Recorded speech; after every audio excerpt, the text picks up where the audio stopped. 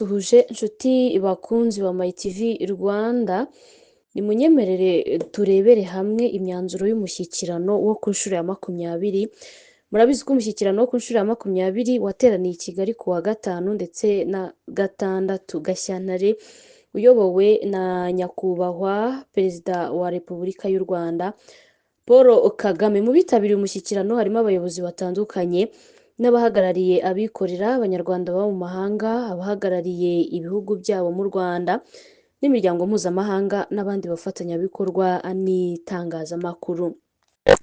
Mu ijambo ritangiza umushyikirano, nyakubahwa Perezida wa Repubulika yibukije akamaro k'ishyirwa mu bikorwa ry'imyanzuro iwufatirwamo nk'inkingi mu iterambere ry'igihugu cyacu mu guharanira kwigira.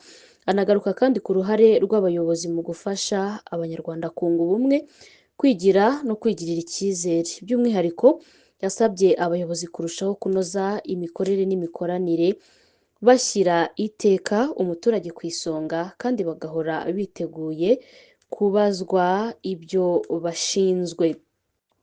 Hanyuma rero ibiganiro byatangiwe muri uyu mushyikirano harimo ibyibanze ku ngingo zikurikira.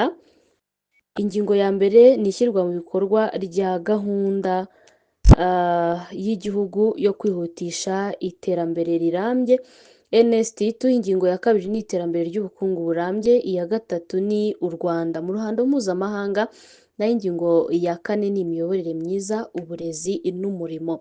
Nyuma yo kungurana ibitekerezo kuri buri kiganiro hafashwe imyanzuro ikurikira.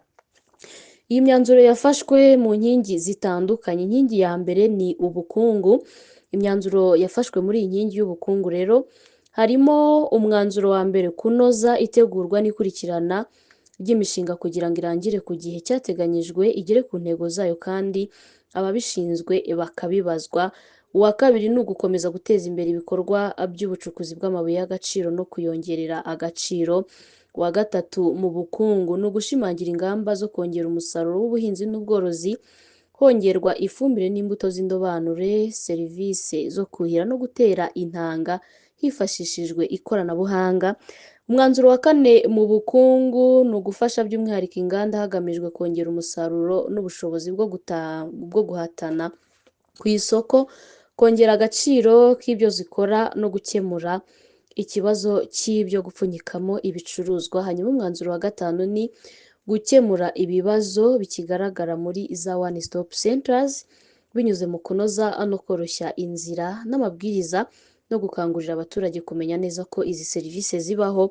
Hanyuma umwanzuro wa gatandatu wafashwe mu bukungu ari nawo wa nyuma ni ukwihutisha ibikorwa byo guhuza sako ku rwego rw'uturere no ku rwego rw'igihugu. Hanyuma dukomereze ku myanzuro yafashwe mu mibereho myiza. Ni imyanzuro itatu, umwanzuro nyine wa karindwi, uwa munani n'uwa cyenda. Uwa karindwi mu mibereho myiza uravuga ngo kurushaho kunoza ingamba zo kuzamura ireme ry'uburezi kugira ngo buhuzwe n'ibikenewe ku isoko ry'imirimo, guteza imbere impano z'abanyeshuri no kunoza by'umwihariko imyigishirize y'indimi cyane cyane Icyongereza. Umwanzuro wa munani ni uguteza imbere ibikorwa by'imyidagaduro by'urubyiruko, impano zarwo no kurwongerera ubumenyi ngiro n'ubushobozi birufasha kubona imirimo no kwiteza imbere.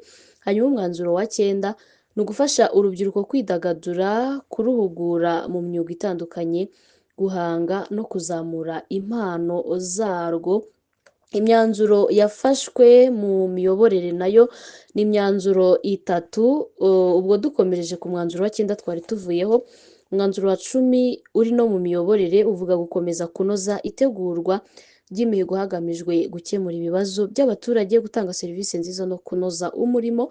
Umwanzuro wa cumi n'umwe ni ukunoza ingamba zo kwegera abaturage no kubafasha guhindura imyumvire kugira ngo barusheho kugira uruhare mu ikemurwa ry'ibibazo bikibangamiye imibereho myiza n'iterambere. Umwanzuro wa cumi na kabiri wafatiwe mu nama y'igihugu y'umushyikirano iheruka kuba ari nawo mwanzuro wa nyuma nyine kuko ari imyanzuro 12, ni ugushyira imbaraga mu ngamba zo gukumira ikibazo cy'inda ziterwa abangavu, abana bata ishuri n'ikoreshwa ry'inzoga n'ibiyobyabwenge. Birumvikana imyanzuro yafashwe harimo imyanzuro itatu iri mu cyiciro cy'imiyoborere, hanyuma hakaba indi myanzuro itatu iri mu mibereho myiza, imyanzuro ine ni imyanzuro itandatu iri mu bukungu, itandatu mu bukungu, imibereho myiza ni itatu, imiyoborere nayo ni itatu, yose hamwe ikaba imyanzuro 12 yafatiwe cyangwa se isizwe n'inama y'igihugu y'umushyikirano yabaye ku nshuro ya 20, iba muri uyu mwaka wa 2026, hanyuma iba ku itariki ya 5 n'itariki ya 6 Gashyantare 2026. Ndabashimiye cyane inshuti bakunzi ba My TV Rwanda, mukomeze kubana natwe mu makuru ndetse n'ibiganiro bigezweho.